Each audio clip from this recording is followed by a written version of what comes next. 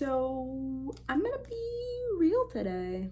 So today in this video, I'm going to share with you some real talk. Something that I think Lularoe consultants are missing and how they can get it. As a Lularoe retailer, you might be in debt to your company. So you might be in debt to yourself, meaning that you've paid on a credit card, but just haven't paid it off yet. And so that might be stressing you out. Or you might be like, man, I'm not able to pay myself a consistent amount every month, every week, whatever it is bi-weekly that you want to get paid. I'm not able to do that because by the end of the month, I feel like I don't know where my money has gone. Or you might feel like, okay, well, I'm able to just pay when I want to. Like whenever I see something, I just kind of grab it. Number 3, that a launch comes up. And when a launch comes up, you freak out because you don't have enough money. You wholesale like crazy. Here is something that I would like to share with you guys, okay? And this is the short version. If you want the longer version, I can help you out with that. First off, I want to just make sure it's very clear. I'm not a quote unquote big fish, but that's because I don't necessarily want to be at this point in my life. I want to be with my child. That is the ultimate goal. My husband and I really want to pay off our house, and we have a little over 100,000, but we know we can do it. Our goal is 4 years, but I feel like we could do it in 2. If you want to follow that journey, that's a whole nother YouTube channel. That's why I was like, I really need to get serious about where my money is going, and I really need to make sure that I'm focused on where it's going so that I can know how much extra has been left at the end of the month. So here are my tips for you, okay? And I'll go into depth in them later, but I just feel like this might help somebody out there, at least at first, and then you can ask me extra questions if you have any. Ready? First tip, plan ahead, okay? Guys, launches are not a surprise, especially now that they're telling us when they're happening. Launches are not a surprise anymore, okay? You know they're coming. You know you at least are going to spend between X and X amount because you're trying to fulfill the needs of your group. So you already know what's gonna happen. So don't be surprised. So go ahead and start saving for it now. I've heard some people who, put away $25 every single month or every single week or whatever the case may be, or put over a set amount every month, and they put it in a separate bank account. I would suggest getting separate bank accounts. It helps so much. So we have Capital One. If you do Capital One 360, there's no fee if you get down to 0. So you don't have to have a minimum balance in order to keep it open. You can have 1 cent in it and you're fine, okay? So you start by putting 1 cent, and you might have taxes, right? That's a whole nother thing that you know is going to happen. You know you're gonna have to pay taxes. You might not know how much it is, but why not go ahead and save for it? And guess what? If it doesn't amount to that much, then you take the extra and you use it and you go on a shopping spree, girl, right? You might have one that has taxes on it. You might have another that is emergency, right? So that might be like, oh my goodness, there's a launch coming, emergency fund. And then another thing for office supplies and subscriptions, because some of you have live sales or whatever, so mobile text alerts, all those types of things that you need to have a successful business. It's okay. Zen sales, those things are reoccurring, right? These are subscriptions. Go ahead and start to set up an account for that because you know they're going to come out. You know they're going to be there. So go ahead and start building up a little bit of a cushion in each of those little bank accounts to help you with those things. So that way, if you're like, oh my goodness, there's a launch coming, I knew it was coming because it happens all the time, I really want this launch, you don't have to be scrambling for wholesale orders. It's already there, right? You've already put some money in there for it. If it's not enough, then at least it offsets some of the costs and you don't have to do as much wholesaling, right? So that's something that helps you. If you have to pay off something, you have to pay off a credit card that you have on your business, create something else for that too. But you need to have a plan. You need to be able to designate exactly how much you're going to put towards each of these things. Another thing that you need to do is you need to know how much you want to make in a month. Talk to your husband, your spouse, talk to yourself if it's just you. How much do you need to live, to cover the 4 bases? Your house, your heating, your light, electricity, all that good stuff. How much do you need to survive, right? Bare minimum. If it's $2,000, if it's $4,000, if it's $6,000, I don't care. But start with that number, okay? Because it's super important, guys. No matter what, no matter if you're in a business like ours or in any other type of business, you've got to figure out how to take care of yourself first. That's important. Once you figure out how much you need to survive, then you can just, split that up into weeks or bi-weekly, whatever the case may be, and be like, I need to make in profit, okay?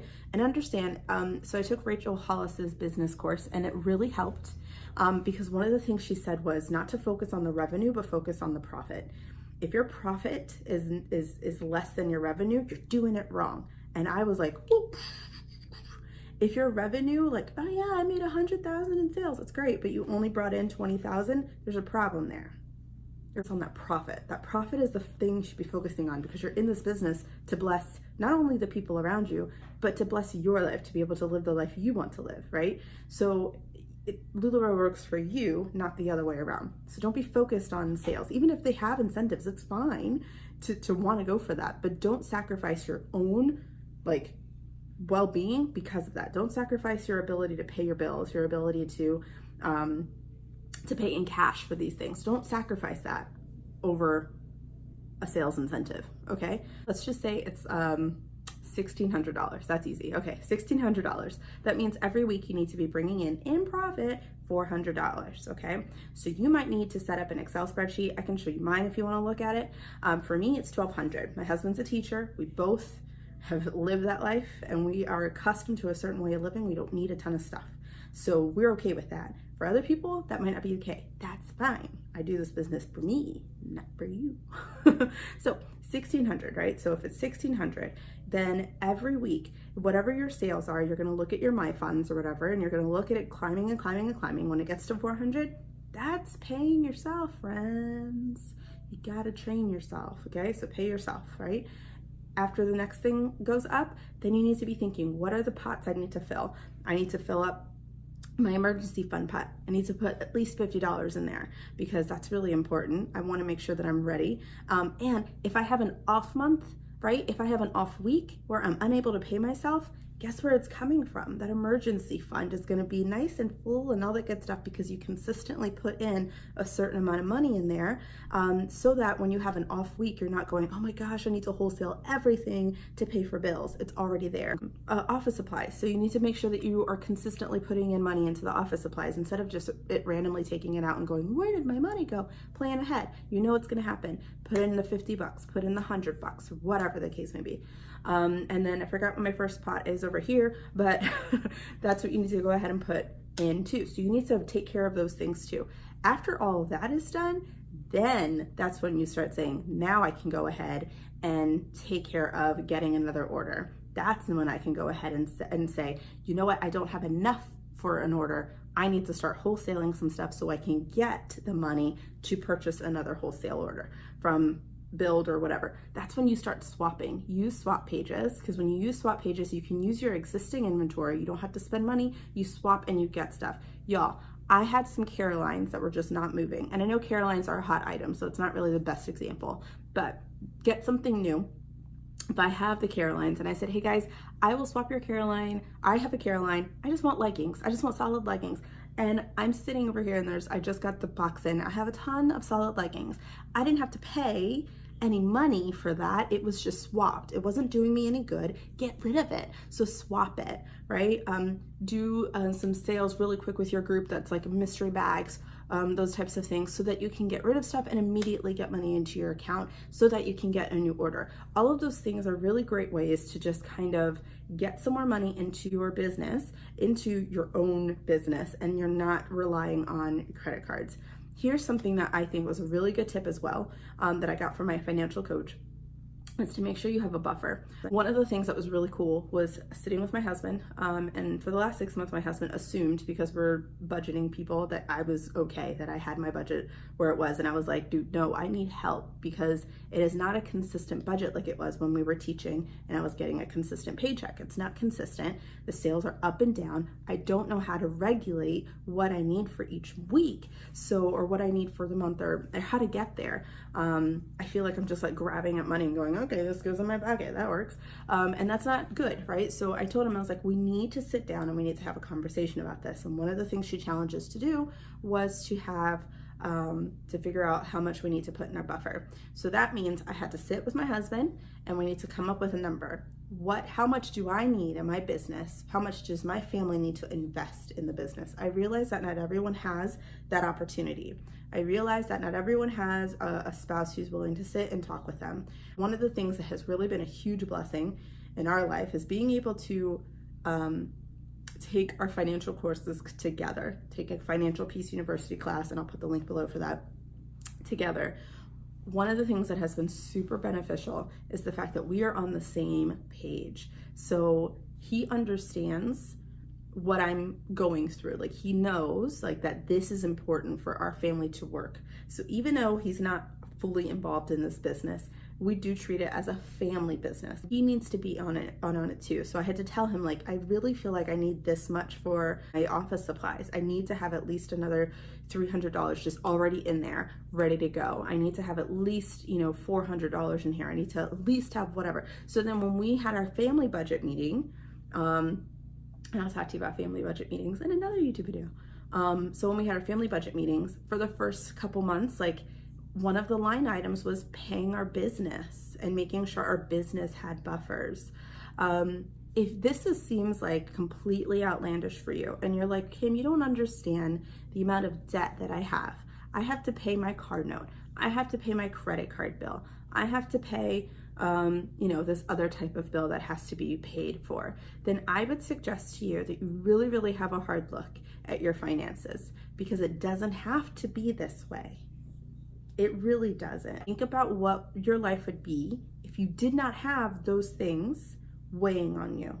How much money would be free for you to be able to move things around, for you to be able to say, you know what, I can take a month off of doing my business so that I can get my finances together. Not a magic potion. It's so available. Is it hard work? Yes. Does it take discipline? Yes. Is it worth it? 100%. I'm living proof. So I think that's pretty much all of my tips. I know I'm probably going to come up with more. If you have other questions or concerns, or like, oh my gosh, tell me more, please comment below, subscribe. Guys, I don't do YouTube very often, so I'm just learning this. Like and subscribe. Just tell me something that's bothering you. Tell me your situation, because I want to help. I really do. I want to make sure that you are having a successful business.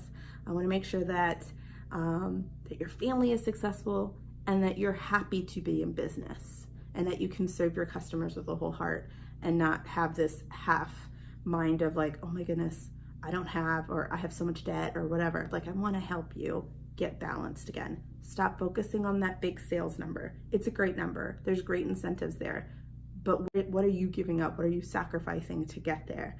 You're sacrificing your money, your opportunity to pay yourself, your opportunity to be successful in a different term. You're not successful necessarily oh, I'm gonna get acknowledged, and there's nothing wrong with that. But you need to be acknowledged the right way. I worked hard, I'm paying my family, I'm taking care of my business, and I'm successful in my sales. It should be the end, not the first thing you're reaching towards. And it might be different thinking, but that's my 2 cents. So let me know what you think. Bye, guys.